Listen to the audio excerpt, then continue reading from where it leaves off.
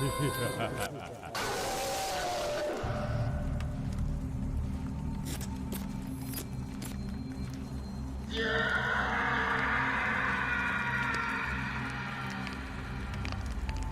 اللہ الرحمن الرحیم اور السلام علیکم۔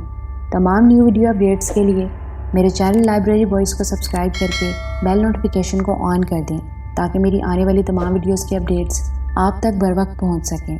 ویڈیو شروع کرنے سے پہلے آپ سے التماس ہے کہ اس ویڈیو کو لائک کرنا، کمنٹ کرنا اور شیئر کرنا مت بھولیے گا۔ تو ویورز، آئیے چلتے ہیں ناول بچھو کی نیکسٹ ایپیسوڈ کی طرف۔ کوہ ویراں کی اپنی کہانی تھی جو صدیوں سے چلی آ رہی تھی۔ کوئی نہیں جانتا تھا کہ کوہ ویراں کے اس طرف کیا ہے۔ اس بستی کے لوگوں نے ادھر جانا چھوڑ دیا تھا۔ اب تو کہانیاں ہی رہ گئی تھیں، کہانیاں جو بستی والے اپنے بزرگوں سے سنتے چلے آئے تھے۔ یہ کہانیاں سینہ بہ سینہ چلی آ رہی تھیں۔ کبھی بہت سالوں پہلے اس بستی کے چند سرپھرے نوجوانوں کے دل میں کوہ ویراں کے اس پار جانے کی خواہش نے شدت اختیار کی۔ وہ نوجوان یہ دیکھنے کے لیے کہ اس پار کیا ہے کوہ ویراں کی مہم پر نکل کھڑے ہوئے۔ وہ 5 نوجوان تھے۔ وہ گئے تو پھر ان میں سے 4 نوجوان واپس نہ آ سکے۔ کافی عرصے کے بعد ایک نوجوان خستہ حالت میں اپنی بستی میں پہنچا تو وہ کوہ ویراں کے بارے میں کچھ نہ بتا سکا کیونکہ اس کے منہ میں زبان موجود نہ تھی۔ یہ جاننے کے لیے کہ ان 4 نوجوانوں کے ساتھ کیا ہوا، وہ کہاں گم ہو گئے اور جو نوجوان واپس آیا اس کی زبان نکال کر کس نے اپنے ہاتھ میں رکھ لی، 2 سر پھرے نوجوان اس مہم پر نکل کھڑے ہوئے۔ بستی والے ان نوجوانوں کا انتظار کرتے ہی رہ گئے۔ ایک طویل عرصہ گزر جانے کے باوجود ان دونوں میں سے کوئی واپس نہ پلٹا۔ ان دونوں جوانوں کے 2 بھائی اور بستی میں موجود تھے۔ وہ اپنے گمشدہ بھائیوں کی محبت کے جنون میں مبتلا ہو کر بستی والوں کے منع کرنے کے باوجود کوہ ویراں کی مہم پر نکل کھڑے ہوئے۔ نتیجہ وہی ڈھاک کے 3 پات۔ بستی والے ان کا بھی انتظار کرتے رہ گئے۔ پھر بستی کے ایک ہنرمند نے اپنے کچھ جانور کوہ ویراں کی مہم پر روانہ کیے۔ ان مہم جو جانوروں میں سے صرف ایک باز واپس آیا۔ اس باز کے پنجوں میں نوجوان کے لباس کا ٹکڑا تھا۔ لباس کے اس ٹکڑے کو دیکھ کر اندازہ کر لیا گیا کہ وہ دونوں نوجوان کوہ ویراں کی نظر ہو گئے۔ تب اس وقت کے بستی کے رمز شناس نے پوری بستی میں منادی کرا دی کہ آئندہ بستی کا کوئی شخص کوہ ویراں کا رخ نہ کرے۔ اگر کسی کو کوہ ویراں کی مہم پر جانے کا بہت شوق ہو تو وہ ضرور جائے، لیکن کوہ ویراں کے ادھر ہی رہے، اس کے پیچھے جانے کی کوشش نہ کرے۔ اتنے لوگوں کی گمشدگی کے بعد اب اس بات کی اجازت نہیں دی جا سکتی کہ کوئی نوجوان خواہ مخواہ اپنی جان گنوانے کوہ ویراں کی مہم پر چلا جائے۔ اس اعلان کے باوجود 1-2 متجسس نوجوانوں نے خفیہ طور پر کوہ ویراں کا راز معلوم کرنے کے لیے سفر اختیار کیا، مگر وہ یہ بتانے کے لیے کہ وہاں کیا ہے بستی میں واپس نہ آ سکے۔ پھر کوہ ویراں کے بارے میں نت نئے افسانے تراش لیے گئے، خوفناک کہانیاں گھڑ لی گئیں، اور یہ کہانیاں سینہ بہ سینہ آج بھی ایک دوسرے کو سنائی جاتی ہیں۔ کوہ ویراں آج بھی ایک سربستہ راز ہے۔ اس بستی کے لوگ نہیں جانتے کہ کوہ ویراں کے پیچھے کیا ہے۔ لوگ ادھر جاتے ہیں تو وہاں سے واپس کیوں نہیں آتے؟ ان پر کیا بیتتی ہے؟ وہ کہاں کھو جاتے ہیں؟ جہاں بہت سی کہانیاں مشہور تھیں، ان میں ایک کہانی یہ بھی تھی کہ کوہ ویراں کے پیچھے کالے لوگوں کی بستی ہے، ایسے لوگ جن کی رگوں میں شیطان خون بن کر دوڑتا ہے، جو اچھائی کے دشمن ہیں، انسانیت کی دھجیاں بکھیر کر خوشی محسوس کرتے ہیں۔ یہ بات بالکل ٹھیک تھی۔ کوہ ویراں کے پیچھے شیطانوں کی بستی تھی، کالے اور برے لوگ آباد تھے، ایسے لوگ جو دوسروں کی زندگیوں میں زہر گھول کر خوش ہوتے ہیں۔ یہ بستی اونچے اونچے پہاڑوں میں گھری تھی اور بہت گہرائی میں تھی، اتنی گہرائی میں کہ سورج محض 1 گھنٹے دکھائی دیتا تھا۔ یہ بستی دن میں بھی اندھیرے میں ڈوبی رہتی تھی۔ اندھیرے لوگ تھے، اندھیرے میں رہ کر ہی خوش رہتے تھے۔ یہاں اتنی کثافت تھی کہ روشنی کا 1 گھنٹے میں بھی دم گھٹنے لگتا تھا۔ وہ اپنی جان چھڑا کر نکل جاتی تھی۔ سناتن اپنے باز کی رہنمائی میں آگے بڑھتا جا رہا تھا۔ وہ باز جس کا ایک بازو زخمی تھا اور وہ اونچی اور لمبی اڑان بھرنے سے قاصر تھا، چھوٹی چھوٹی اڑانیں بھر کر سناتن کی رہنمائی کرتا اور پھر اس کے کندھے پر آ بیٹھتا تھا۔ جب سناتن اس کے بتائے ہوئے راستے پر سفر کر لیتا تو پھر وہ اڑ کر اسے آگے کا راستہ دکھاتا۔ اس طرح آگے بڑھتے بڑھتے اندھیرا جھکنے لگا مگر منزل نہ آئی۔ جب گہرا اندھیرا چھا گیا اور آگے سفر کرنا ممکن نہ رہا تو سناتن نے ایک مناسب جگہ دیکھ کر پڑاؤ ڈال دیا۔ وہ اپنے ساتھ 2 محنتی لایا تھا۔ ان ماہر محنتیوں نے آنن پانن اس کے لیے خیمہ لگا دیا، کھانا تیار کر کے اس کے سامنے رکھ دیا اور پھر وہ دونوں اپنے خیمے میں چلے گئے۔ صبح کا اجالا پھوٹتے ہی سفر شروع ہو گیا۔ سناتن کے سامنے اب یہ بات واضح ہو کر آ گئی تھی کہ اس کا باز اسے کوہ ویراں کی طرف لیے جا رہا تھا۔ وہ اس کے اشارے پر چلتا رہا یہاں تک کہ کوہ ویراں کی چڑھائی شروع ہو گئی۔ یہ پہاڑ زیادہ اونچا نہ تھا، پھر اس پر چڑھنا زیادہ مشکل نہ تھا۔ ڈھلانی راستے تھے، ان پر چل کر چوٹی پر پہنچا جا سکتا تھا، لیکن یہ سفر گھوڑوں کے بس میں نہ تھا۔ لہٰذا گھوڑوں کو نیچے ایک مناسب جگہ پر چھوڑ دیا گیا اور سناتن دونوں محنتیوں کے ساتھ اوپر چڑھنے لگا۔ باز اڑ اڑ کر ان کی رہنمائی کر رہا تھا۔ دوپہر تک سناتن کوہ ویراں کی چوٹی پر پہنچ گیا۔ باز اس کے کندھے پر موجود تھا۔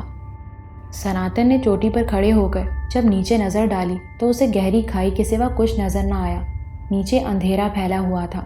سناتن نے بھی کوہ ویراں کے بارے میں بہت کچھ سنا ہوا تھا، لیکن اوپر پہنچ کر اسے احساس ہوا کہ یہ محض کہانیاں ہیں۔ اسے وہاں کچھ نظر نہ آیا۔ کوہ ویراں پر سمندر کے جھاگ جیسی برف جمی ہوئی تھی۔ یہ گلیشیئر نیچے تک گئے تھے۔ درخت برف کے درمیان سے سر ابھارے کھڑے تھے۔ ڈھلان خطرناک تھے، لیکن ان ڈھلانوں پر قدم جما کر نیچے پہنچا جا سکتا تھا۔ سناتن نے دور تک نظر دوڑائی، لیکن اسے کہیں تہکال نظر نہ آیا۔ سناتن نے اپنے کندھے پر بیٹھے باز کی پیٹھ پر تھپکی دی۔ ہاں بھائی، اب کدھر؟ باز فوراً اس کے کندھے سے اڑ گیا اور اڑتا ہوا نیچے ڈھلانی راستے کی طرف جانے لگا۔ کافی نیچے جانے کے بعد وہ ایک درختوں کے جھنڈ میں گھس گیا، پھر وہاں سے واپس اڑ کر اوپر آ گیا اور سناتن کے کندھے پر اپنے پاؤں جما لیے اور اپنی چونچ کھول کر سناتن کے کان کی لو کو دبایا۔ اچھا بھائی، چلتا ہوں، اس نے باز کی پیٹھ پر ہاتھ پھیرتے ہوئے کہا۔ پھر سناتن نے سنبھل سنبھل کر نیچے اترنا شروع کیا۔ محنتی بھی اس کے ساتھ نیچے اترنے لگے۔ دونوں محنتی نیچے جانے سے ڈر رہے تھے، لیکن سناتن کے سامنے انکار کرنے کی جرت نہ تھی۔ وہ دونوں بہت دھیرے دھیرے نیچے اتر رہے تھے۔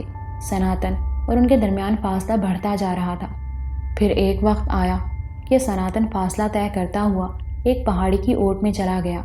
دونوں محنتیوں نے ایک دوسرے کو دیکھا اور آنکھوں ہی آنکھوں میں طے کیا کہ واپس چلے جانا چاہیے کہ سناتن پہاڑی کی اوٹ سے نکل کر واپس آیا اور غصے سے بولا، کیا کرتے ہو؟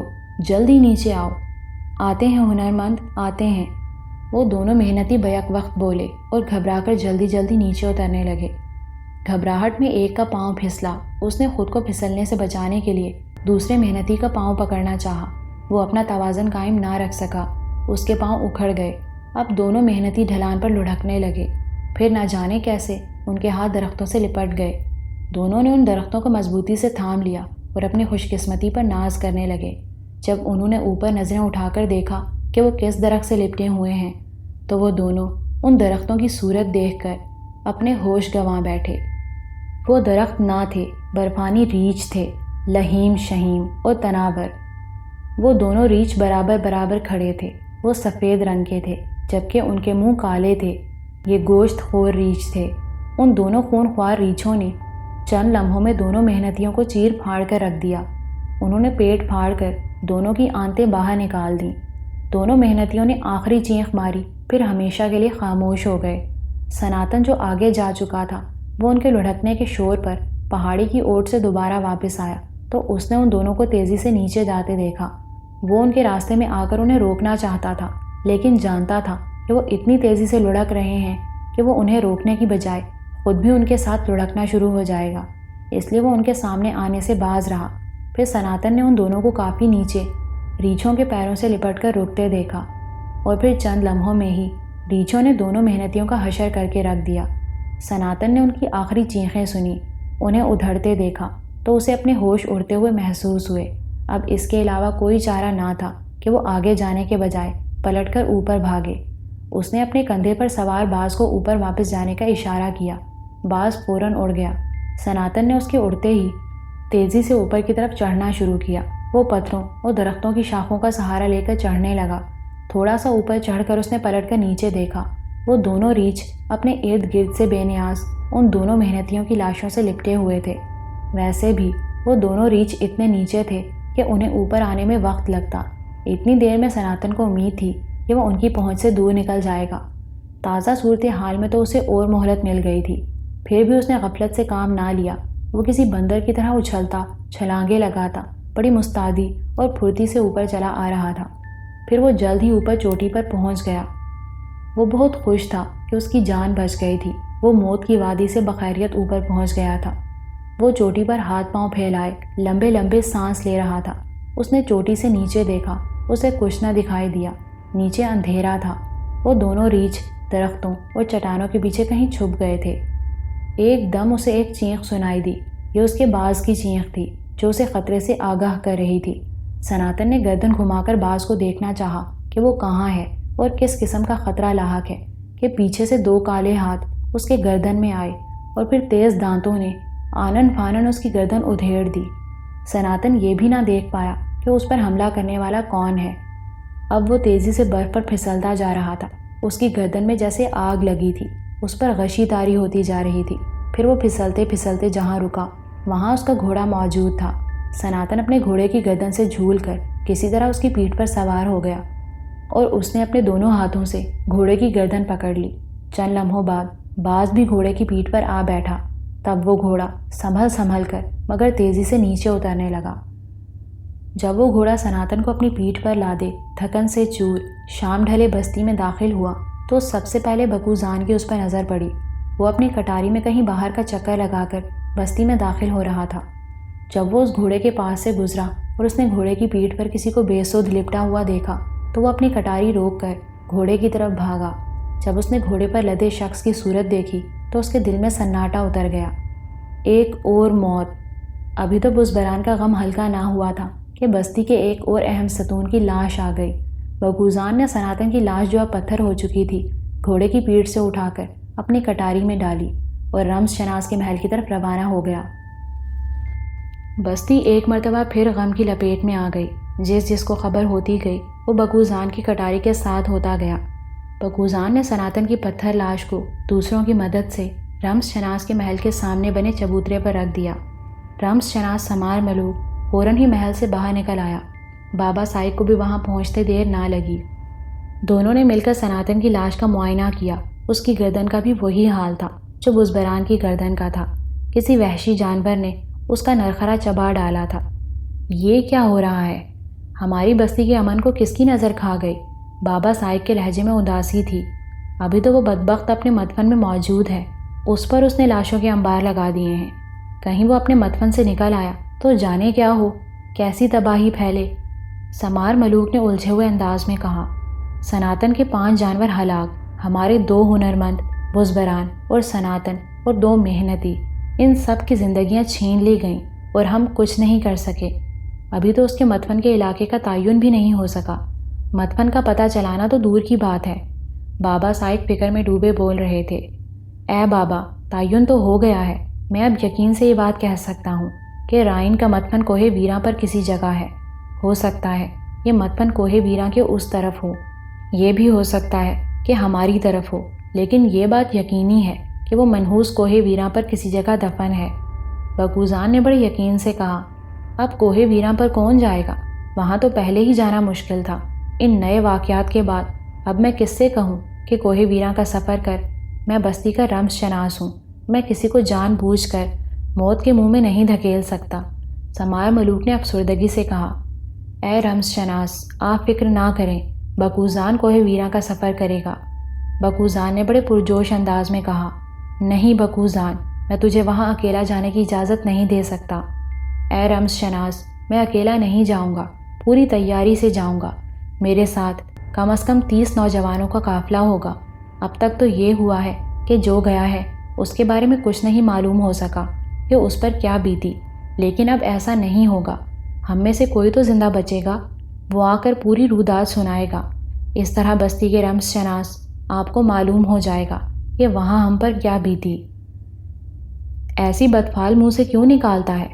یہ کیوں نہیں کہتا کہ تو جائے گا اور اس مرتبہ رائن کے مدفن کا کھوج لگا کر آئے گا؟ سمار ملوک نے اسے ڈانٹ پلائی۔ ہاں رمز شناس، ایسا بھی ہو سکتا ہے، ایسا ہی ہوگا۔ اس مرتبہ بابا سائق نے زور دے کر کہا۔ رات ہو چکی تھی، اس لیے اس وقت فوری تدفین ممکن نہ تھی۔ یہ کام صبح کے لیے چھوڑ دیا گیا۔ صبح تدفین کے بعد میدان فنا میں جمع ہونے والی خواتین سے بستی کے رمز شناس سمار ملوک نے بڑا جذباتی خطاب کیا۔ اس نے رائن کے بارے میں پوری کہانی سنائی۔ اس نے پھر یہ بتایا کہ اس بدبخت کی تلاش میں ہمارا کتنا جانی نقصان ہو چکا ہے، نیز یہ کہ اس کے بارے میں صحیح معلومات حاصل نہیں ہو سکی ہیں۔ آخر میں وہ بستی کی خواتین سے مخاطب ہو کر بولا، اس بستی کی معزز عورتوں، اب کچھ قربانی دینے کا وقت آ گیا ہے۔ بکوزان کو اس مہم کو سر کرنے کے لیے بستی کے 30 نوجوانوں کی ضرورت ہے۔ تم اپنے بیٹے یا بھائی بھتیجے کو اس مہم پر بھیجنا چاہو تو اسے زیادہ راہ کے ساتھ بابا سائق کی مختاری پر بھیج دو۔ بعد دوپہر یہ قافلہ اپنی مہم پر روانہ ہو جائے گا۔ بستی کے رمز شناس کی بات سب عورتوں نے بڑی توجہ سے سنی۔ اس کی بات سنتے ہی بستی کی عورتوں میں کھلبلی مچ گئی۔ وہ سناتن کی قبر پر پتھر نچھاور کرتی اپنے اپنے گھروں کو روانہ ہو گئیں۔ دوپہر کو بابا سائق بکوزان کے ساتھ اپنی مختاری سے باہر آئے تو انہوں نے اپنی مختاری کے احاطے میں 30 کے بجائے 100 نوجوانوں کو سفر کے لیے تیار پایا۔ اپنی بستی کے نوجوانوں کا جوش دیکھ کر بابا سائق کی گردن فخر سے بلند ہو گئی۔ جس بستی میں ایسے جان نچھاور کرنے والے نوجوان ہوں، اس بستی کا بھلا کوئی کیا بگاڑ سکتا ہے؟ بکوزان جس مہم پر جانے والا تھا اس کے بارے میں وہ اچھی طرح جانتا تھا کہ وہاں کس قدر خطرہ تھا۔ وہ 30 سے زائد نوجوانوں کو لے جا کر خواہ مخواہ ان کی ہلاکت کا باعث بننا نہیں چاہتا تھا۔ اس نے ان نوجوانوں میں سے 30 کو منتخب کر لیا۔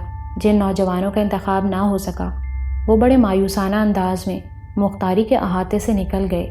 بکوزان نے ان 30 منتخب نوجوانوں کو سفر کی مشکلات اور حالات کے خطرات سے اچھی طرح آگاہ کیا اور آخر میں کہا، اب کوئی نوجوان اس مہم سے دستبردار ہونا چاہے تو خوشی سے ہو سکتا ہے، اسے کچھ نہیں کہا جائے گا۔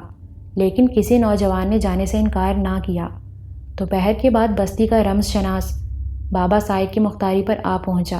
اس کی آمد کے بعد مہم جوؤں کا یہ قافلہ کوہ ویراں کی طرف روانہ ہوا۔ بابا سائق نے ان کی کامیابی کی دعا کی۔ رمز شناس سمار ملوک نے رخصت ہوتے وقت ہر نوجوان کی پیٹھ تھپکی، جاؤ اور خوشخبری لے کر آؤ۔ بکوزان 30 نوجوانوں کو جو ہر طرح سے لیس تھے جب اپنے ساتھ لے کر چلا تو اس کے دل میں متضاد قسم کے جذبات پیدا ہو رہے تھے۔ کبھی وہ ناامیدی کے گھٹا ٹوپ اندھیرے میں ڈوب جاتا، کبھی کامیابی کے چراغ اس کے دل کی فصیلیں روشن کر دیتے۔ بہرحال وہ تذبذب کے عالم میں بستی سے نکلا اور اس نے منہ سے ایک عجیب سی آواز نکالی۔ پھر اس کا گھوڑا ہموار راستے پر سرپٹ دوڑنے لگا۔ اس کی تقلید میں 30 نوجوان گھوڑ سواروں نے اپنے اپنے گھوڑوں کو ایڑ لگائی اور پھر وہ چند ثانیوں کے بعد ہی ہوا سے باتیں کرنے لگے۔ ریشا ملوک بستی کے باہر اپنی شاہی کٹاری پر بیٹھی پردہ ہٹائے نوجوانوں کے قافلے کو اس وقت تک دیکھتی رہی جب تک وہ پورا قافلہ اس کی آنکھوں سے اوجھل نہ ہو گیا۔ جب نوجوانوں کو یہ معلوم ہوا کہ رمز شناس کی بیٹی ریشا ملوک انہیں رخصت کرنے بستی کے باہر تک جا رہی ہے تو ان کا جوش دو چند ہو گیا۔ وہ بار بار پیچھے مڑ کر دیکھ رہے تھے۔ ریشا ملوک اپنی بند کٹاری میں تھوڑا سا پردہ ہٹائے ان نوجوانوں کو دیکھتی جا رہی تھی، لیکن کسی نوجوان کا اسے دیکھ لینا ممکن نہ تھا۔ ریشا ملوک کا دل تیزی سے دھڑک رہا تھا۔ وہ ابھی تک یہ طے نہیں کر پائی کہ اس نے جو کچھ کیا تھا ٹھیک کیا تھا یا اپنے ہاتھوں اپنی بدقسمتی کو دعوت دے دی تھی، لیکن وہ کیا کرتی؟ وہ ایسا کرنے پر مجبور تھی۔ ساحل عمر کو جب یہ معلوم ہوا کہ سناتن بھی لاش کی صورت میں بستی میں واپس آ گیا ہے تو اس نے ریشا ملوک سے بات کی، ریشا، اس مہم پر میں جانا چاہتا ہوں۔ آپ تو بستی میں نہیں جا سکتے، آپ مہم پر جانے کی بات کرتے ہیں۔ ریشا ملوک نے سختی سے منع کر دیا۔ ساحل عمر اپنا من مار کر رہ گیا۔ وہ اصل میں بند کمرے میں رہتے رہتے پریشان ہو گیا تھا۔ وہ اب باہر نکلنا چاہتا تھا۔ پھر اسے جانے یہ یقین سا کیوں تھا کہ اس بستی کا کوئی شخص رائن کا متمن تلاش نہیں کر سکتا؟ وہ کر سکتا ہے۔ ریشا ملوک کے منع کرنے پر اس نے خاموشی اختیار کر لی۔ پھر دوسرے دن مویا نے اسے اطلاع دی کہ بکوزان کی قیادت میں 30 نوجوانوں کا قافلہ رائن کی تلاش میں جا رہا ہے۔ یہ سن کر وہ مچل اٹھا۔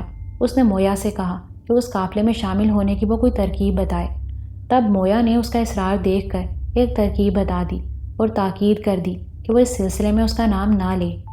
مویا کے جانے کے بعد جب ریشا ملوک اس کے لیے قہوہ لے کر آئی تو اس نے آؤ دیکھا نہ تاؤ دیکھا۔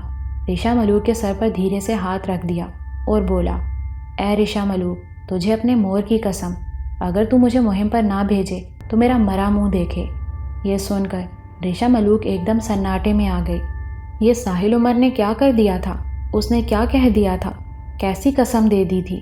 وہ اب مجبور ہو گئی تھی۔ اس بستی کی ریت کے مطابق اگر وہ ساحل عمر کو اس مہم پر نہ بھجواتی تو قسم پوری نہ کرنے کی پاداش میں ضرور اس کا مرا منہ دیکھتی۔ یہ ایک بہت خطرناک بات تھی، سنگین مسئلہ تھا، اس کا کوئی بھی خوفناک نتیجہ نکل سکتا تھا، لیکن اب کچھ نہیں ہو سکتا تھا۔ اس سلسلے میں وہ اپنے باپ سے بھی اجازت نہیں لے سکتی تھی، کیونکہ وہ یہ بات اچھی طرح جانتی تھی کہ وہ کسی قیمت پر اسے اس مہم پر جانے کی اجازت نہ دیں گے۔ اس طرح اس کی قسم ادھوری رہ جائے گی اور یوں وہ اپنے مور سے ہاتھ دھو بیٹھے گی۔ تب ریشا ملوک نے بازغر کو اپنا ہمراز بنایا۔ اس نے اس کا ہاتھ پکڑ کر اپنے سر پر رکھ کر قسم دی کہ وہ اس راز کو کسی قیمت پر فاش نہیں کرے گا۔ اس قسم کے بعد وہ بھی مجبور ہو گیا اور اس نے وہ کر دیا جو ریشا ملوک چاہتی تھی۔ بازغر نے ساحل عمر کو ہر وہ چیز مہیا کر دی جس کی سفر کے لیے ضرورت تھی۔ پھر 30 نوجوانوں کے قافلے میں 31ویں نوجوان کی شمولیت کوئی ایسا مشکل کام نہ تھا۔ جب یہ قافلہ بستی سے نکلا تو ساحل عمر ایک چٹان کی اوٹ سے نکل کر ان میں شامل ہو گیا۔ سارے نوجوانوں کے لباس یکساں تھے، ان میں ساحل عمر کو الگ کرنا آسان نہ تھا۔ پھر چہرے پر ہر نوجوان نے ایک خاص قسم کا کنٹوپ پہنا ہوا تھا۔ اس اونی کنٹوپ کی وجہ سے سر، چہرہ اور گردن بھی چھپ گئی تھی، صرف آنکھیں دکھائی دے رہی تھیں۔ قافلہ روانہ ہوا تو ساحل عمر جو سب سے آخر میں تھا، اس نے مڑ کر ریشا ملوک کی کٹاری کی طرف دیکھا۔ ریشا ملوک نے اپنا نازک ہاتھ باہر نکال کر لہرایا اور پھر فوراً ہی اپنا ہاتھ اندر کر لیا، اور وہ اس قافلے کو اس وقت تک دیکھتی رہی جب تک ساحل عمر اس کی آنکھوں سے اوجھل نہ ہو گیا۔ قافلے کے جانے کے بعد بازغر اچھل کر کٹاری پر بیٹھا۔ اس نے 5 گھوڑوں کی اس شاہی کٹاری کی باگیں سنبھالیں اور پیچھے مڑ کر بولا، اے ریشا ملوک، کیا آپ چلیں؟ ہاں بازغر، چلو، دعا کرو کہ میرا مور بخیریت واپس آ جائے۔ میں دعا کروں گا، لیکن یہ کام ہوا غلط ہے۔ بازغر نے گاڑی بستی کی طرف موڑتے ہوئے کہا، جو ہونا تھا ہو گیا، میں کیا کرتی، مجبور تھی۔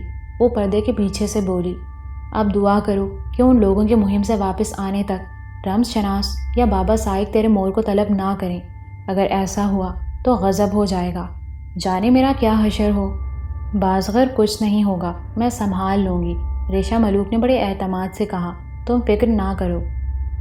جام بازوں کا یہ قافلہ اندھیرا ہونے تک کوہ ویراں کے دامن میں جا پہنچا۔ بکوزان نے یہاں پہنچ کر نوجوانوں کو اپنے خیمے کھولنے کا حکم دیا۔ اس نے بتایا کہ اب صبح ہوتے ہی سفر کا آغاز کیا جائے گا۔ پھر اجالا ہوتے ہی خیمے سمیٹ لیے گئے۔ بکوزان نے 5 نوجوانوں کی ٹولیاں بنا کر انہیں کوہ ویراں کے مختلف راستوں پر روانہ کیا۔ ان تمام ٹولیوں کو مختلف راستوں سے گزر کر کوہ ویراں کی چوٹی پر پہنچنا تھا، وہاں اکٹھا ہو کر پھر آگے کا لائحہ عمل طے کرنا تھا۔ بکوزان نے ان نوجوانوں کی ٹولیوں کو اچھی طرح سمجھا دیا تھا کہ کوہ ویراں پر چڑھتے ہوئے اگر کسی قسم کے کوئی آثار، کوئی نشانی یا کوئی غیر معمولی صورتحال دکھائی دے تو اس سے کس طرح نمٹا جائے۔ آخری ٹولی کو ہدایت دے کر بکوزان خود بھی ان کے پیچھے چل دیا۔ ابھی چڑھائی ایسی تھی کہ گھوڑے ان راستوں پر چل سکتے تھے۔ بکوزان نے پورے 30 نوجوان آگے روانہ کیے تھے، 5 کی 6 ٹولیاں بھیجی تھیں۔ 31واں نوجوان غائب تھا۔ ساحل عمر ان لوگوں کے خیمے سمیٹنے سے پہلے ہی اپنا خیمہ سمیٹ کر کب کا اوپر جا چکا تھا۔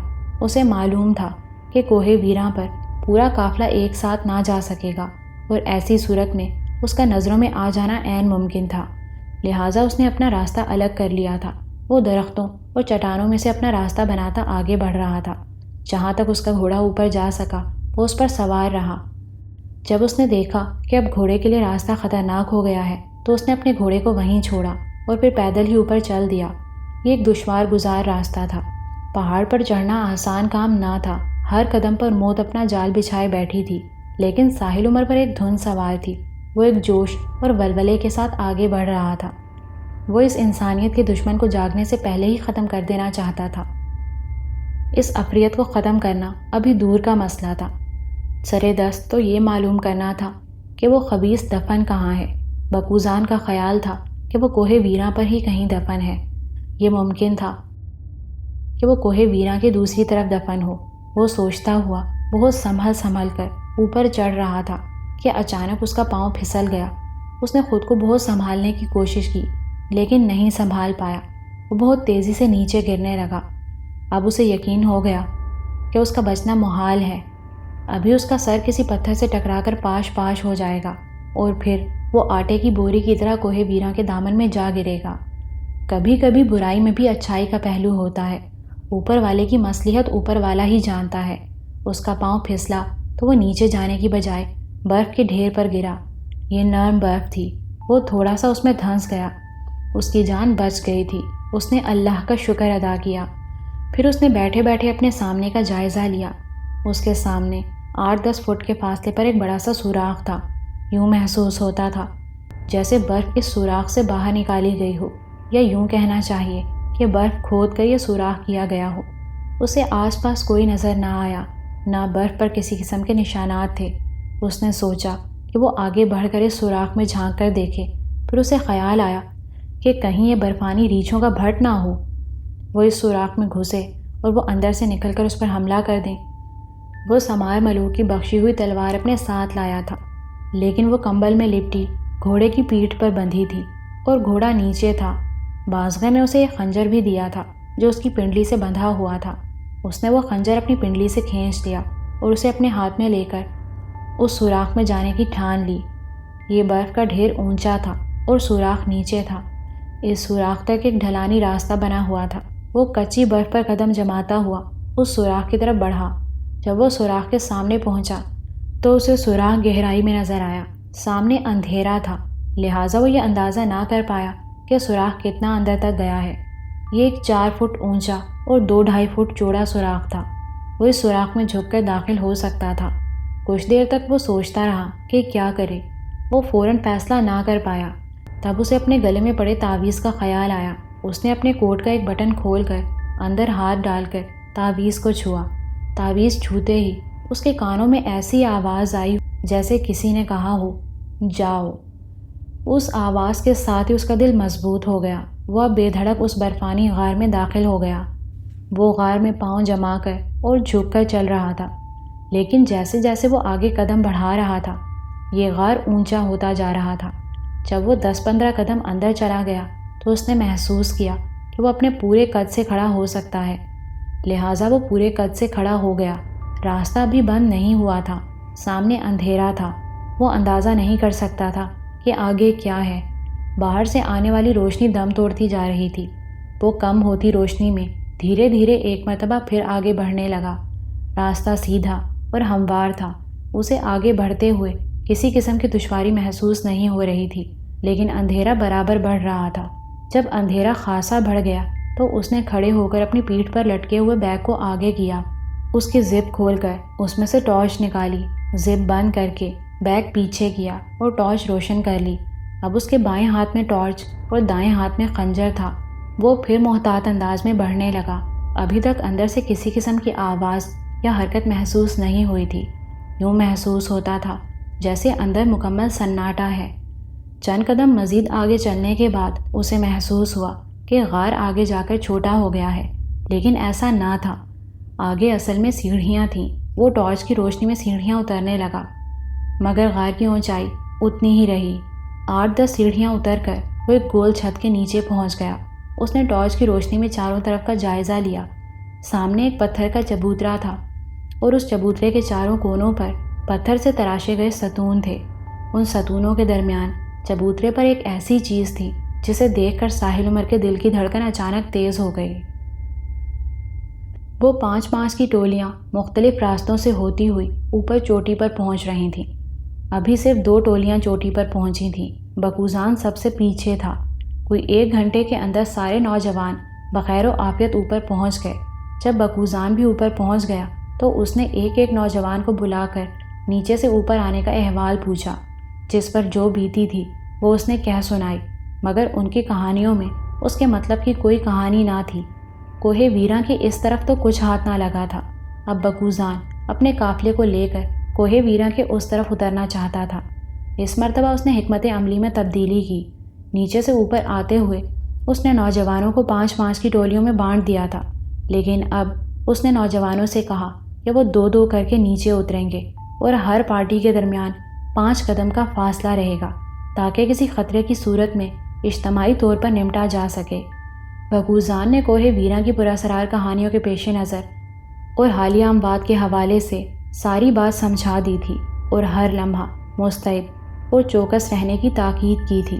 بکوزان کی ہدایت کے مطابق دو نوجوان 5 قدم کا فاصلہ رکھ کر نیچے اترنے لگے۔ اس مرتبہ بکوزان سب سے آگے تھا۔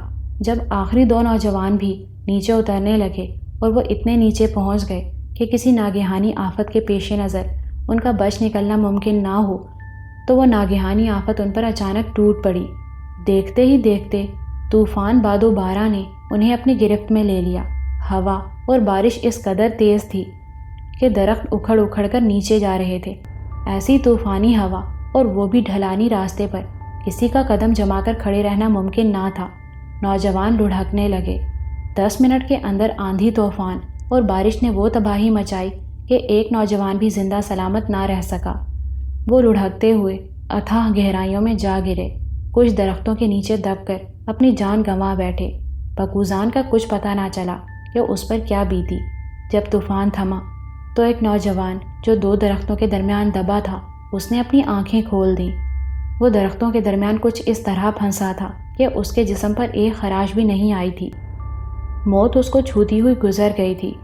وہ درخت ایک چٹان پر گرے تھے اور وہ نوجوان خلا میں ہونے کی وجہ سے بچ گیا تھا۔ وہ خلا اتنا بڑا تھا کہ وہ نوجوان کوشش کر کے اس سے باہر نکل سکتا تھا۔ بالآخر وہ اپنی کوششوں سے باہر نکل آیا۔ اس نے سیدھا کھڑے ہو کر گہرا سانس لیا اور وہ نیچے اوپر جہاں تک دیکھ سکتا تھا اس نے دیکھا۔ اسے دور تک کچھ نظر نہ آیا۔ اس کے ساتھی شاید لڑھکتے ہوئے بہت نیچے تک چلے گئے تھے۔ وہ جانتا تھا کہ ایسے طوفان میں ایک بھی زندہ نہ بچا ہوگا۔ کوہ ویراں کے بارے میں اس نے جو کچھ سنا تھا وہ سب سچ تھا۔ واقعی ادھر آنے والا کبھی لوٹ کر واپس نہیں جا سکتا تھا۔ اس طوفان کے دور تک کوئی آثار نہ تھے، بس اچانک ہی تیز ہوا چلنے لگی اور وہ منٹوں سیکنڈوں میں موت کی شکل اختیار کر گئی۔ اس نوجوان نے سر اٹھا کر اوپر دیکھا۔ کوہ ویراں کی چوٹی زیادہ اوپر نہ تھی۔ اس نے طے کیا کہ وہ فوراً اوپر پہنچے۔ اس کے بعد سوچے کہ اب کیا کرنا ہے۔ وہ نوجوان جلدی جلدی اوپر چڑھنے لگا۔ وہ بار بار پیچھے مڑ کر بھی دیکھتا جاتا تھا۔ اسے بار بار یہ احساس ہوتا تھا کہ جیسے کوئی اس کا تعاقب کر رہا ہے، لیکن اس کے تعاقب میں کوئی نہ تھا، یا اگر کوئی تھا تو اسے نظر نہیں آ رہا تھا۔ جب وہ نوجوان چوٹی پر پہنچ گیا تو اس نے بیٹھ کر اطمینان کا گہرا اور ٹھنڈا سانس لیا۔ وہ یہاں کچھ دیر سستا کر نیچے اترنا چاہتا تھا۔ اب تو نیچے ہی جانا تھا۔ کوہ ویراں کا یہ حصہ محفوظ تھا، وہ آرام سے جا سکتا تھا۔ اس نے سوچا تھوڑی دیر یہاں بیٹھ کر نیچے اترنا شروع کرے، ہو سکتا ہے اتنی دیر میں کوئی اور ساتھی نظر آ جائے۔ فوراً ہی اس نے گردن گھما کر کوہ ویراں کے پراسرار حصے پر نظر ڈالی۔ اسے دور تک تباہی کے سوا کچھ نہ دکھائی دیا۔ درخت جڑوں سے اکھڑے ہوئے ایک دوسرے پر گرے ہوئے تھے اور نیچے اندھیرے کے سوا کچھ نہ تھا۔ اب وہ نوجوان گردن موڑ کر اٹھنا ہی چاہتا تھا کہ 2 کالے ہاتھ اس کے گلے میں آئے اور پھر آنن فانن اس کا گلا ادھڑ گیا۔ اس کی چینخ گلے میں گھٹ کر رہ گئی۔ اب وہ تیزی سے نیچے لڑھکتا جا رہا تھا۔ اس کی گردن میں جیسے آگ لگی تھی۔ تھوڑا سا نیچے جا کر وہ ایک گرے ہوئے درخت میں اٹک گیا، پھر اسے پتھر ہوتے دیر نہ لگی۔ نہیں! وہ بہت زور سے چیخا۔ اچانک اس کی آنکھ کھل گئی۔ اسے اپنی چیخ کی آواز اجنبی لگی۔ وہ سردی میں بھی پسینے میں نہایا ہوا تھا۔ تھوڑی دیر میں جب حواس بحال ہوئے تو اس نے خود کو اپنے کتب خانے میں پایا۔ تب اسے یاد آیا کہ وہ رات کو حساب کتاب لگاتا کتب خانے میں لگے ایک بستر پر ہی سو گیا تھا۔ اس نے جو خواب دیکھا تھا وہ بہت بھیانک تھا۔ اس خواب نے اس کے ہوش اڑا دیے تھے، اس لیے وہ چینخ مارے بنا نہ رہ سکا تھا۔ بستی کے رمز شناس سمار ملوک نے گھڑی پر نظر ڈالی۔ صبح ہونے والی تھی۔ سمار ملوک اپنے کتب خانے کی سیڑھیاں اتر کر اپنی خواب گاہ میں پہنچا۔ وہاں اس کی بیوی اطمینان سے سوئی ہوئی تھی۔ وہ وہاں سے نکل کر ریشا ملوک کے کمرے کی طرف بڑھا۔ اس نے بند دروازے پر مخصوص انداز میں دستک دی۔ دستک کی آواز سن کر ریشا ملوک کسمسائی۔ وہ اپنے نرم بستر پر بڑے مزے کی نیند لے رہی تھی کہ اس مخصوص دستک نے اسے چونکا دیا۔ اس کی آنکھیں فوراً ہی پوری طرح کھل گئیں اور وہ ہڑبڑا کر اٹھ بیٹھی۔ وہ بھاگتی ہوئی دروازے پر پہنچی۔ دروازہ کھلتے ہی اسے باپ کی صورت نظر آئی۔ باپ کو پریشان دیکھ کر وہ ایک دم گھبرا گئی۔ وہ اپنے باپ کو احترام دینا بھول گئی۔ گھبرا کر بولی، بابا خیر تو ہے؟ ریشا ملوک، پہلے باپ کو احترام دے پھر بات کر، سمار ملوک نے خشک لہجے میں کہا۔ اوہ بابا، معاف کیجیے گا، آپ کو اس وقت اور اس حالت میں دیکھ کر میں پریشان سی ہو گئی، آپ کو احترام دینا بھی بھول گئی۔ یہ کہہ کر وہ گھٹنوں کے بل بیٹھی۔ اس نے سمار ملوک کا ہاتھ تھام کر چوما اور پھر کھڑی ہو گئی۔ تب سمار ملوک تیزی سے اس کے کمرے میں آیا اور 7 کرسیوں میں سے ایک کرسی پر بیٹھ گیا۔ ریشا ملوک، میں نے بہت برا خواب دیکھا ہے اور تو جانتی ہے کہ میں کتنے سچے خواب دیکھتا ہوں۔ ہاں بابا، میں جانتی ہوں۔ ریشا ملوک کی اچانک دل کی دھڑکن تیز ہو گئی۔ ساحل عمر کوہ ویراں کی مہم پر نکلا ہوا تھا۔ خدا نہ خواستہ بابا نے اس کے بارے میں تو کوئی خواب نہیں دیکھ لیا؟ بابا جلدی بتائیں، آپ نے کیا دیکھا ہے؟ اے ریشا ملوک، میں نے دیکھا کہ وہ سب کے سب مارے گئے۔ بکوزان بچا نہ اس کے ساتھ گئے نوجوان بچے، انہیں موت کا طوفان لے اڑا۔ یہ دیکھا ہے میں نے۔ سمار ملوک نے افسردگی سے کہا۔ یہ تو آپ نے بہت برا دیکھا ہے، اب کیا ہوگا؟ ریشا ملوک کو ساحل عمر کی طرف سے اطمینان ہو گیا۔ پہلے میرا خیال تھا کہ میں ساحل عمر کو اس وقت بھیجوں گا جب مجھے رائن کے ٹھکانے کا معلوم ہو جائے گا، لیکن اب مجھے اندازہ ہوا کہ یہ ہماری بستی کے لوگوں کے بس کی بات نہیں۔ ہمارے 3 ہنرمند مارے گئے، 30 نوجوانوں کی جانیں چلی گئیں۔ اب مجھے تیرے مور کو اس مہم پر روانہ کرنا پڑے گا۔ اب وہی اسے ڈھونڈے گا اور وہی اس سوئے فتنے کو نیست و نابود کرے گا۔ میرا علم کہتا ہے کہ اسے اس بستی میں اسی کام کے لیے بھیجا گیا ہے۔ وہ اس بستی کا نجات دہندہ ہے۔ جا اسے اٹھا کر لا، وہ سو رہا ہوگا۔ اسے کہنا تجھے اس بستی کے رمز شناس سمار ملوک نے طلب کیا ہے۔ سمار ملوک یہ کہہ کر بڑے اطمینان سے ٹانگیں پھیلا کر بیٹھ گیا۔ اچھا ٹھیک ہے بابا، میں جاتی ہوں، اسے بلا کر لاتی ہوں، آپ یہاں آرام سے بیٹھیں۔ ریشا ملوک نے یہ بات اتنے آرام سے کہہ تو دی، لیکن وہ اندر سے پریشان ہو گئی۔ وہ جانتی تھی کہ ساحل عمر کمرے میں نہیں ہے، وہ کوہ ویراں کی مہم پر گیا ہوا ہے۔ وہ اسے کہاں سے بلائے؟ بہرحال اس نے سوچا اس کمرے سے تو باہر نکلے۔ وہ ایک دروازے سے باہر نکل کر ساحل عمر کے کمرے کی طرف چل دی۔ ساحل عمر کا کمرہ محل کے ایک گوشے میں تھا۔ وہ مینار سے نکل کر اس کے گنبد کی طرف بڑھ رہی تھی اور سوچ رہی تھی کہ اب کیا کرے۔ پھر ایک فکر نے اسے اور آن گھیرا۔ ساحل عمر ان 30 نوجوانوں کے ساتھ مہم پر نکلا تھا اور انہی جیسا بن کر گیا تھا۔ بابا نے ان نوجوانوں کو مرتے دیکھا ہے، کہیں ایسا تو نہیں؟ آگے وہ سوچ نہ سکی، اس کا کلیجہ ایک دم منہ کو آ گیا۔ کہیں اس کا مور ان نوجوانوں کے ساتھ طوفان کی نظر تو نہیں ہو گیا؟ اگر ایسا ہو گیا تو وہ کہیں کی نہ رہے گی، زندہ درگور ہو جائے گی۔ سرے دست تو یہ مسئلہ تھا کہ وہ سمار ملوک کو کیا جواب دے۔ کیا وہ انہیں سچ سچ بتا دے کہ وہ ان کی خواہش سے پہلے ہی مہم پر جا چکا ہے؟ کہیں یہ جواب انہیں غضبناک نہ کر دے، کہیں وہ غصہ ہو جائیں کہ ان کی اجازت کے بغیر خطرناک کام کیوں کیا گیا۔ بازغر بیچارہ مفت میں لپیٹ میں آ جائے گا۔ بابا جانے اس کا کیا حشر کریں۔ پھر اس کے کمرے کی طرف بڑھتے ہوئے اچانک ہی ایک ترکیب اس کے ذہن میں آ گئی اور وہ اس کے دروازے سے واپس پلٹ آئی۔ جب وہ اپنے کمرے میں داخل ہوئی تو اس بستی کا رمز شناس سمار ملوک بے چینی سے کمرے میں ٹہل رہا تھا۔ اس نے ایک نظر اپنی بیٹی کے چہرے پر ڈالی اور پھر پوچھا، ہاں کیا ہوا؟ کہاں ہے ساحل عمر؟ بابا غضب ہو گیا، ریشا ملوک نے گھبرا کر کہا۔ کیا ہوا؟ سمار ملوک نے پوچھا۔ میرا مور اپنے گنبد میں نہیں ہے۔ کیا تو نے اچھی طرح گنبد دیکھ لیا؟ ہاں بابا، میں نے اچھی طرح گنبد دیکھ لیا، وہ وہاں نہیں ہے۔ ریشا ملوک نے بڑے یقین سے کہا۔ وہ آخر کہاں جا سکتا ہے؟ سمار ملوک سوچ میں پڑ گیا۔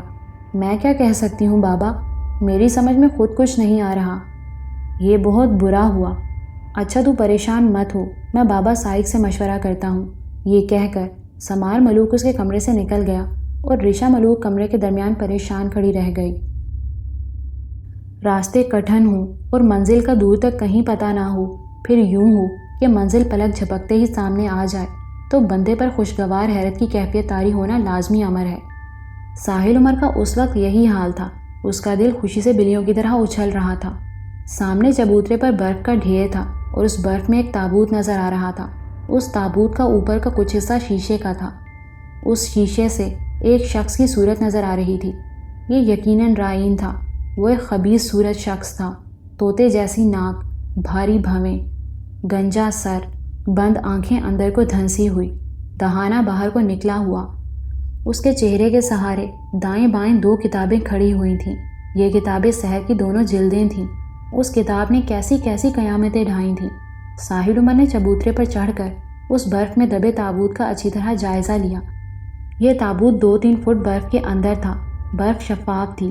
ساحل عمر نے اپنے ہاتھ میں دبے تیز دھار کے خنجر سے برف کی نرمی کا جائزہ لینے کے لیے برف پر خنجر مارا۔ خنجر کی نوک جیسے ہی برف سے ٹکرائی تو ایک دم نیلا سا شعلہ لپکا۔ یہ شعلہ ویسا ہی تھا جیسے ویلڈنگ کرتے ہوئے نکلتا ہے۔ ساتھ ہی اس کے ہاتھ کو جھٹکا لگا۔ یہ جھٹکا بجلی کے کرنٹ جیسا تھا۔ ساحل عمر چبوترے سے گرتے گرتے بچا۔ ساحل عمر نے اس جگہ غور سے دیکھا جہاں اس نے خنجر مارا تھا۔ وہاں کوئی اثر نہ تھا، برف پر خراش تک نہ پڑی تھی۔ اسے لگا یہ برف نہ ہو، کرسٹل ہو۔ ساحل عمر نے خنجر جیب میں ڈال کر ڈرتے ڈرتے اپنی ایک انگلی سے اس برف کو چھوا۔ انگلی برف پر لگتے ہی شعلہ تو نہ لپکا، لیکن اسے احساس ہوا جیسے جلتے توے پر انگلی رکھ دی ہو۔ وہ دہکتی برف تھی۔ اب وہ پیچھے ہٹ آیا اور پیچھے پلٹ کر ستون کا جائزہ لینے لگا۔ ان ستونوں کا مقصد سمجھ میں نہ آیا۔ یہ آخر چبوترے کے ساتھ کیوں بنائے گئے تھے؟ ان چاروں ستونوں میں ساحل عمر نے ایک خاص بات محسوس کی کہ ہر ستون میں ایک ہی جگہ ایک مختلف رنگ کا چوکور پتھر لگا تھا۔ یہ پتھر کچھ اس انداز سے لگا ہوا تھا کہ اگر چاقو کی نوک سے اس پتھر کو ہلایا جائے تو وہ تھوڑی سی محنت کے بعد نکل سکتا تھا۔ ساحل عمر نے اہرام مصر کے بارے میں خاصا پڑھا تھا۔ وہ جانتا تھا کہ جب کوئی فرعون مرتا تو اس کی ممی کے ساتھ بہت سا خزانہ دفن کر دیا جاتا تھا۔ ساحل عمر نے سوچا کہ کہیں ان ستونوں میں خزانہ ہی تو بھرا ہوا نہیں ہے؟ کیا حرج ہے اگر ایک ستون سے پتھر نکال کر دیکھ لیا جائے؟ ایک مرتبہ پھر اس نے مختلف رنگ کے اس چوکور پتھر کا اچھی طرح جائزہ لیا اور پھر اپنے کوٹ کی جیب سے خنجر نکال لیا۔ اسی وقت پیچھے سے دو کالے ہاتھ اس کی طرف بڑھے۔ یہ قیامت کے ہاتھ تھے۔ یہ وہ ہاتھ تھے جو کسی کی گردن میں حمائل ہو جاتے تو پھر اس کا نرخرا ادھڑنا چند لمحوں کی بات ہوتی۔ اسی وقت اس کی زندگی کی شام ہو جاتی۔ وہ چل بستا۔ اب یہی ہاتھ ساحل عمر کی طرف بڑھے تھے۔ ساحل عمر اپنے خنجر کے پتھر سے اس چوکور ٹکڑے کو ڈھیلا کر کے نکالنا چاہتا تھا جو اس ستون میں نصب تھا۔ اس کا خنجر والا ہاتھ پتھر کی طرف بڑھ رہا تھا۔ وہ اس بات سے قطعاً بے خبر تھا کہ اس کی موت کالے ہاتھوں کی صورت میں اس کے پیچھے کھڑی ہوئی ہے اور قیامت کے آنے میں بس چند ساعتوں کی دیر ہے۔ دو کالے ہاتھ جیسے اس کی گردن میں حمائل ہوئے اور اس نے اس کی گردن جکڑ کر اپنے نوکیلے دانتوں سے اس کا نرخرا ادھیڑنا چاہا تھا تو اسے ایک جھٹکا سا لگا۔ اس کی گرفت ایک دم ڈھیلی ہو گئی۔ وہ قیامت بے اختیار پیچھے ہٹ گئی۔ اس قیامت کا ہاتھ چاندی کے تعویذ پر پڑ گیا تھا جسے ابھی کچھ دیر پہلے ساحل عمر نے چھو کر کپڑوں سے باہر نکال لیا تھا۔ ساحل عمر کو جیسے ہی کسی کی گرفت میں آنے کا احساس ہوا وہ بہت تیزی سے پلٹ کر پیچھے ہٹا۔ ٹارچ کی روشنی ایک دم اس کے چہرے پر پڑی۔ اس کی شکل دیکھ کر ساحل عمر کانپ گیا۔ وہ کالے رنگ کی کوئی چیز تھی، 6 فٹ قد، جسم پر ریچھ جیسے بال، سرخ انگارہ آنکھیں، 2 چمکتے نوکیلے دانت باہر کو نکلے ہوئے۔ وہ نہ انسان تھا نہ جانور، جانے وہ کیا تھا۔ وہ جو بھی تھا اتنا بھیانک تھا کہ اگر نرخرا ادھیڑنے کے بجائے وہ ویسے ہی کسی کے سامنے آ جاتا تو اسے دیکھ کر ہارٹ فیل ہو جانا یقینی تھا۔ ایک لمحے کو ساحل عمر کی سمجھ میں نہ آیا کہ یہ کون ہے اور اچانک کہاں سے نمودار ہو گیا ہے۔ اپنے چہرے پر روشنی پڑتے دیکھ کر اس نے اپنے دہشت ناک منہ پر ہاتھ پھیر کر روشنی ہٹانے کی کوشش کی۔ اس کے منہ سے غراہٹیں برآمد ہو رہی تھیں۔ پھر اس نے اپنا بھاڑ سا منہ پھاڑ دیا۔ ساحل عمر کے پاس وقت کم تھا۔ وہ کسی لمحے اس پر حملہ کر سکتا تھا۔ ساحل عمر کے پاس محض ایک خنجر تھا۔ یہ چھوٹا سا خنجر بھلا اس کا کیا بگاڑ سکتا تھا؟ اسے اچانک تلوار یاد آئی کہ اگر وہ اس وقت اس کے ہاتھ میں ہوتی تو وہ بآسانی اس کا کام تمام کر دیتا۔ پھر ایک خیال بجلی کی سی تیزی سے اس کے دماغ میں گوندا۔ اس خیال کے آتے ہی اس نے اپنے خنجر کی نوک تیزی سے چاندی کے تعویذ پر رکھ دی۔ پھر اس نے جلدی جلدی خنجر کی نوک کو تعویذ پر رگڑا۔ اسی وقت اسے یوں لگا جیسے کسی نے کہا ہو، اس خنجر کو اس کے پیٹ میں گھونپ دو۔ اسی وقت وہ عفریت ساحل عمر کی طرف بڑھا۔ اس نے اپنا ہاتھ آگے بڑھا کر اسے گرفت میں لینا چاہا۔ ساحل عمر اس کے ہاتھوں کی گرفت سے بچنے کے لیے نیچے جھکا اور پھر تیزی سے آگے بڑھ کر وہ خنجر اس کے پیٹ میں گھونپ دیا۔ خنجر گھونپتے ہی وہ کسی غبارے کی طرح پھٹ گیا۔ جس طرح ایک بڑے غبارے کو کسی سوئی کی نوک چبھو کر پھاڑ دیا جائے تو اس کے نتیجے میں جو آواز آتی ہے بالکل ویسی ہی آواز خنجر گھونپتے ہوئے ہوئی اور پھر وہاں کچھ نہیں رہا۔ ساحل عمر نے ٹارچ کی روشنی میں اچھی طرح چبوترے پر دیکھ لیا اب وہاں کچھ نہیں تھا، فرش پر کوئی نشان تک نہیں تھا۔ اس عفریت سے نجات پا کر اس نے اطمینان کا ایک لمبا سانس لیا، اپنے گلے میں پڑے ہوئے تعویذ کو ہلکی سی تھپکی دی۔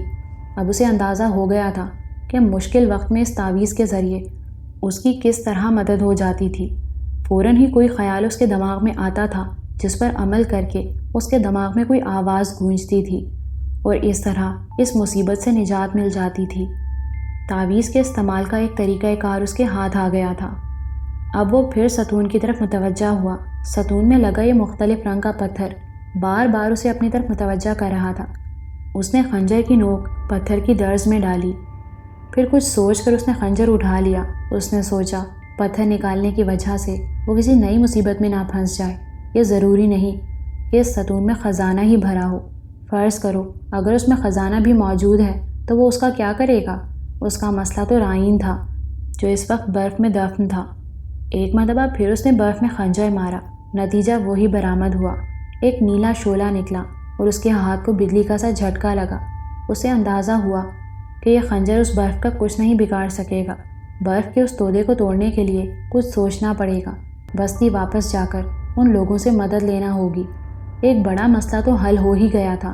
اسے رائن کا متن معلوم ہو گیا تھا اور ابھی اس عفریت کے جاگنے میں کئی ہفتے باقی تھے۔ پھر کسی قسم کی جلد بازی کا شکار ہو کر کوئی اقدام اٹھانے سے کہیں بہتر تھا کہ بستی واپس چلا جائے۔ پھر واپسی کا خیال اس کے دل میں جڑ پکڑتا گیا اور وہ فوراً ہی اس غار سے نکل آیا۔ بستی کے رمز شناس سمار ملوک کا خواب سن کر بابا سائد پر جیسے بجلی سی گر پڑی۔ وہ جانتے تھے کہ سمار ملوک سچے خواب دیکھتا ہے، لیکن یہ اس نے کیا دیکھ لیا تھا؟ ایسے بھیانک خواب کا تو وہ تصور بھی نہیں کر سکتے تھے۔ اتنا بڑا حادثہ، بستی کے 30 خوبرو نوجوان اور ایک ہنرمند۔ اس خواب کی اندوہناکی کا دھیرے دھیرے اثر بڑھتا گیا، یہاں تک کہ ان کا دل بھر آیا، آنکھوں میں نمی تیرنے لگی۔ اے سمار ملوک، صبح صبح تم نے کیا خواب سنا دیا؟ وہ گلوگیر آواز میں بولے۔ بابا میں کیا کروں؟ آپ کو نہ سناؤں تو پھر کس سے کہوں؟ اس خواب نے خود میری حالت بگاڑ دی ہے۔ وہ ہاتھ ملتے ہوئے بولا۔ میں بستی والوں کو کیا جواب دوں گا؟ انہیں کیا بتاؤں گا کہ ان کے نوجوان کہاں گئے؟ بستی والوں کو سمجھانا ہوگا، یہ کام میں کروں گا، تم پریشان مت ہو۔ انہوں نے تسلی دی۔ بابا پریشان کیسے نہ ہوں؟ کوئی ایک پریشانی ہو تو برداشت کر جاؤں، یہاں تو پریشانیوں کی زنجیر ہے۔ میرے علم نے مجھے بتایا تھا کہ رائن کے مدفن کا پتہ چلانا ہم بستی کے لوگوں کے بس کی بات نہیں، یہ کام بس ساحل عمر کر سکتا ہے۔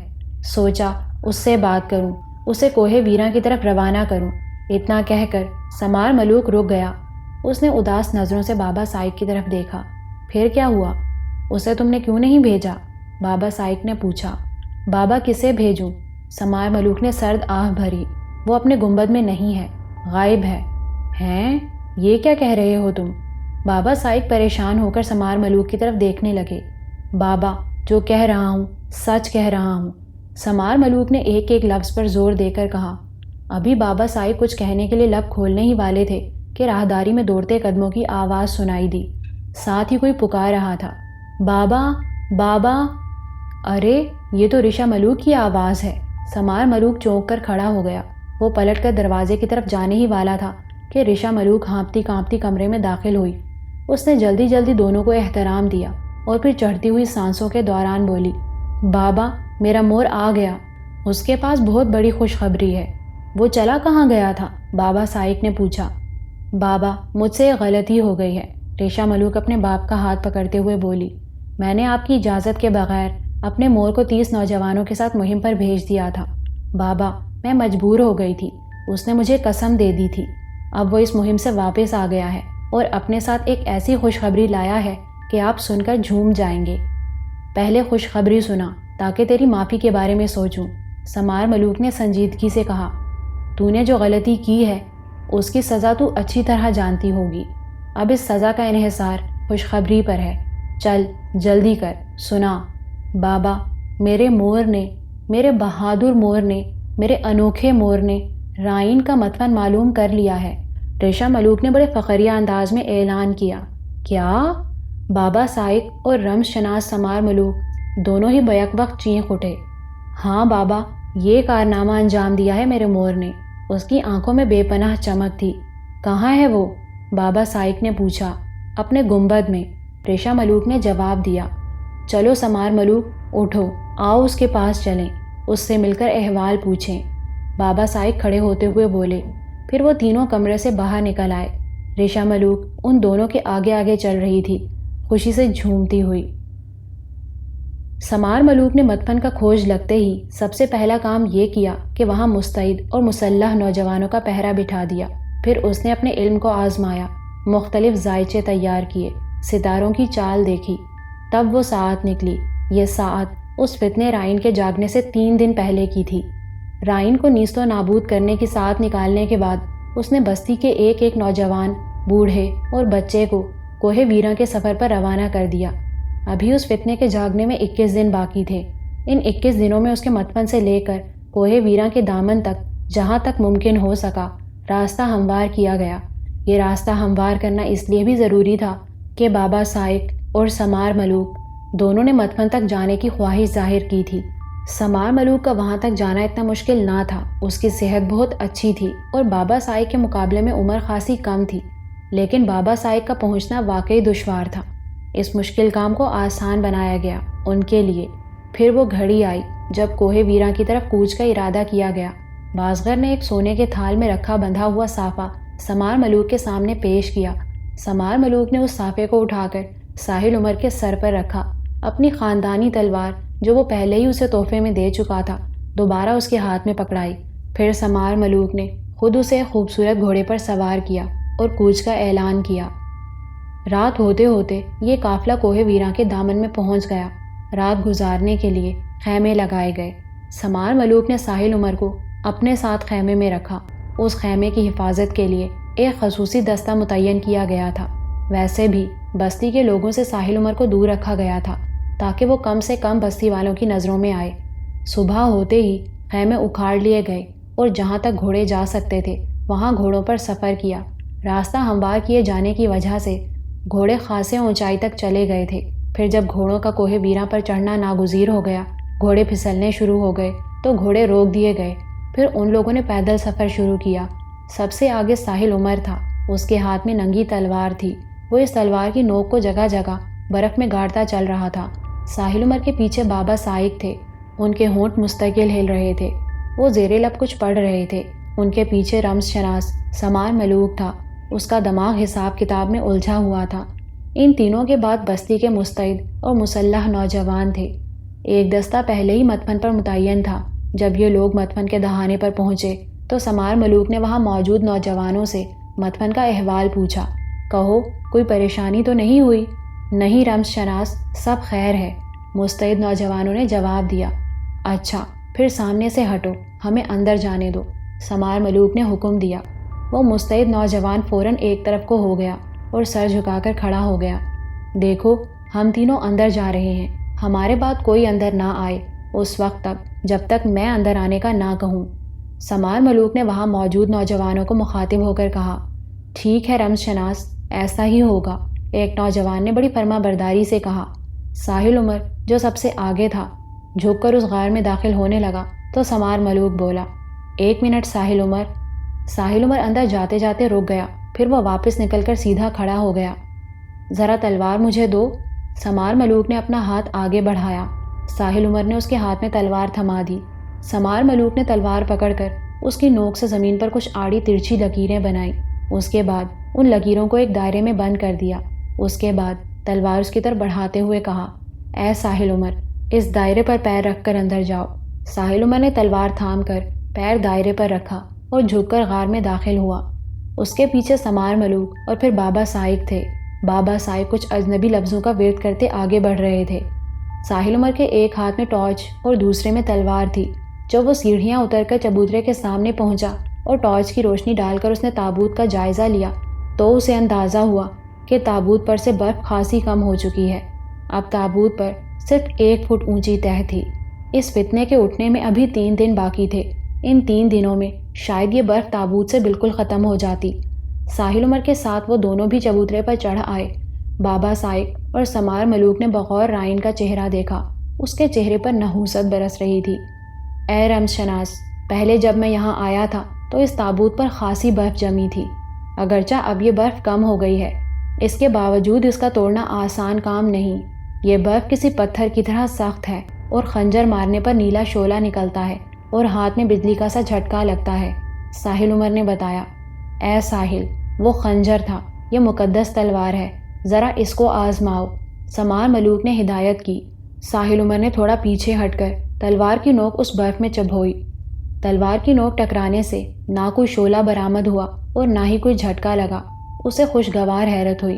پھر اس نے تلوار کی نوک پر دباؤ ڈالا تو آہستہ آہستہ برف میں دھنسنے لگی۔ ساحل عمر نے فوراً تلوار ہٹا لی تو برف پر تلوار کا نشان واضح ہو گیا۔ چلو، یہ مسئلہ تو حل ہوا، اب اس تلوار کے ذریعے تابوت کی برف ہٹائی جا سکتی تھی۔ ساحل عمر تابوت کے پاس سے ہٹ کر ایک ستون کے پاس آیا اور اس نے مختلف رنگ کا وہ پتھر سمار ملوک اور بابا سائق کو دکھایا۔ اس پتھر کو نکالنے کے لیے ساحل عمر کا دل بے چین تھا۔ اس دن تو وہ اکیلا تھا، اس لیے اس نے اس پتھر کو نکالنے کا خطرہ مول نہیں لیا تھا، لیکن آج وہ اکیلا نہ تھا، اس کے ساتھ 2 طاقتور بندے موجود تھے۔ پھر کسی ایمرجنسی کی صورت میں غار کے باہر مستعد اور مسلح نوجوان ایک اشارے کے منتظر تھے۔ آج خطرہ مول لینے میں کوئی حرج نہ تھا۔ اسے جانے یہ یقین کیوں تھا کہ ان ستونوں میں خزانہ بھرا ہوا ہے۔ بابا سائق اور سمار ملوک دونوں نے چاروں ستونوں کا اور ان ستونوں میں لگے اس مختلف رنگ کے پتھروں کا اچھی طرح جائزہ لیا۔ پھر وہ دونوں اپنا اپنا علم آزما کر اس بات پر متفق ہو گئے کہ واقعی ان ستونوں میں خزانہ ہے جو اس پتھر کو نکالتے ہی باہر آنا شروع ہو جائے گا۔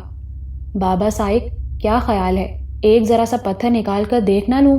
ساحل عمر نے پوچھا۔ کیوں رمز شناس، کیا کہتے ہو؟ بابا سائق نے خود فیصلہ دینے کے بجائے فیصلہ سمار ملوک پر چھوڑ دیا۔ میرا خیال ہے پہلے وہ کام کیا جائے جس کے لیے ہم یہاں آئے ہیں، پھر اس خزانے کو دیکھیں گے، سمار ملوک نے کہا۔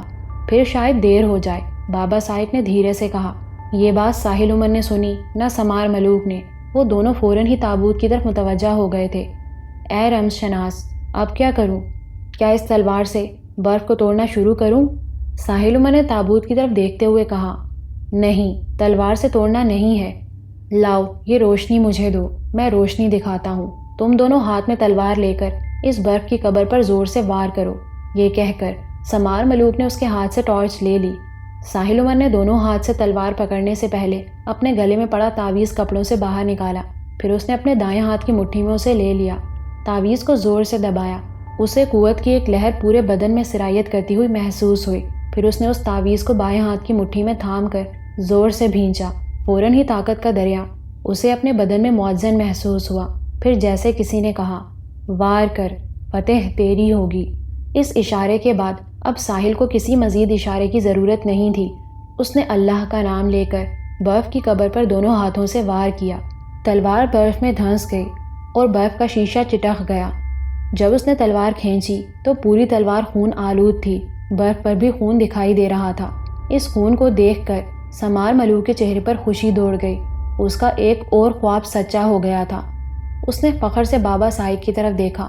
بابا سائق نے مسکرا کر گردن اسبات میں ہلائی، جیسے کہہ رہے ہوں، میں جانتا ہوں کہ تم سچے خواب دیکھتے ہو۔ چند لمحوں بعد وہ خون اچانک تلوار سے غائب ہو گیا، برف پر بھی خون کا کوئی نشان باقی نہ رہا۔ اب ساحل عمر نے ذرا سا فاصلہ دے کر دوسرا وار کیا، تلوار باہر نکلی تو وہ خون آلود تھی، برف پر بھی تازہ تازہ خون دکھائی دے رہا تھا۔ چند لمحوں بعد تلوار پھر صاف ہو گئی۔ اس طرح ساحل عمر نے فاصلہ دے کر 7 وار کیے۔ جب اس نے 7واں وار کر کے تلوار اوپر اٹھائی تو وہ برف کی قبر 7 حصوں میں تقسیم ہو گئی۔ برف کی سلیں پھسل پھسل کر چبوترے سے نیچے جا گریں، چبوترے پر صرف تابوت رکھا رہ گیا۔ ساحل عمر نے پھر تلوار اٹھائی اور شیشے والے حصے پر ایک زوردار ضرب لگانا چاہی تو سمار ملوک نے فوراً اس کا ہاتھ پکڑ لیا۔ اے ساحل عمر، نہیں۔ کیوں آخر؟ ہم اسے مع تابوت اپنی بستی میں لے جائیں گے، وہاں جا کر بستی والوں کے سامنے اس کا حساب کتاب کریں گے۔ سمار ملوک نے یہ فیصلہ اچانک ہی کیا تھا۔ اس فیصلے کی تائید کے لیے اس نے بابا سائق کی طرف دیکھا۔ کیوں بابا، کیا کہتے ہو؟ ہاں، تم نے ٹھیک سوچا۔ بابا سائق، آپ ساحل عمر کو لے کر نیچے پہنچیں، میں تابوت اٹھوا کر آپ کے پیچھے آتا ہوں۔ اور اے رمز شناس، اس خزانے کو کب نکالیں گے؟ ساحل عمر نے سوال کیا۔ ساحل عمر، یہ خزانہ نکالنے کا مناسب وقت نہیں، خزانہ یہاں سے کہیں نہیں جائے گا، خزانے کو رائن کے خاتمے کے بعد نکالیں گے۔ پھر وہ بابا سائق سے مخاطب ہوا، کیوں بابا، ٹھیک ہے نا؟ ہاں ٹھیک ہے، بابا سائق نے گردن ہلائی۔ تو پھر چلیں آپ، سمار ملوک نے کہا۔ بابا سائق ساحل عمر کو ساتھ لے کر غار سے باہر نکل آئے اور دھیرے دھیرے قدم جماتے ہوئے کوہ ویراں سے نیچے اترنے لگے۔ ان کے جانے کے بعد رمز شناس سمار ملوک نے بستی کے نوجوانوں کی مدد سے رائن کے تابوت کو غار سے باہر نکالا اور پھر وہ اس تابوت کو لے کر بہت احتیاط سے نیچے اترنے لگا۔ جب یہ تابوت بستی میں پہنچا تو ہر طرف ہلچل مچ گئی۔ کیا بچے، کیا عورتیں، کیا بوڑھے، سب اپنے اپنے گنبدوں سے نکل کر اس تابوت کے ساتھ ہو لیے۔ رائن کے تابوت کو 6 نوجوانوں نے اپنے کندھوں پر اٹھایا ہوا تھا۔ وہ بہت بھاری تابوت تھا، اتنا بھاری کہ ان نوجوانوں کے کندھے بھاری بوجھ سے جلدی ٹوٹنے ہی لگے۔ 50 قدم چلنا بھی محال ہو جاتا۔ فوراً ہی 6 نوجوانوں کی دوسری ٹولی ان کی جگہ لے لیتی۔ تابوت کے آگے بابا سائق، سمار ملوک اور ان کے درمیان ساحل عمر گھوڑوں پر سوار چل رہے تھے۔ ساحل عمر کے ہاتھ میں ننگی تلوار موجود تھی۔ بستی کا بچہ بچہ جانتا تھا کہ یہ تلوار کس کی ہے۔ سب کو اس بات پر حیرت تھی کہ بستی کے رمز شناس سمار ملوک کی شاہی تلوار اس شخص کے ہاتھ میں کیسے آئی؟ یہ کون ہے؟ ساحل عمر کا چہرہ کنٹوپ میں چھپا ہوا تھا، صرف آنکھیں نظر آ رہی تھیں۔ آنکھوں سے اندازہ لگانا مشکل تھا کہ آیا یہ کوئی بستی کا نوجوان ہے یا کسی اور دنیا کی مخلوق ہے، کہیں اور سے آیا ہے۔ بابا سائق کا خیال تھا کہ اس تابوت کو میدان فنا میں لے جایا جائے، لیکن سمار ملوک نے یہ کہہ کر انکار کر دیا کہ ہمیں اپنی بستی کا قبرستان اس خبیث کے وجود سے گندہ نہیں کروانا۔ پھر یہ طے ہوا کہ اس تابوت کو کسی ایسی جگہ لے جا کر رکھا جائے جہاں بستی کا ہر بچہ آسانی سے اس کی موت کا نظارہ کر سکے اور اس کے وجود سے اس جگہ کا تقدس بھی خراب نہ ہو۔ ایسی جگہ بستی کے مغرب میں ہی ہو سکتی تھی اور وہ مقام تھا کالا پہاڑ۔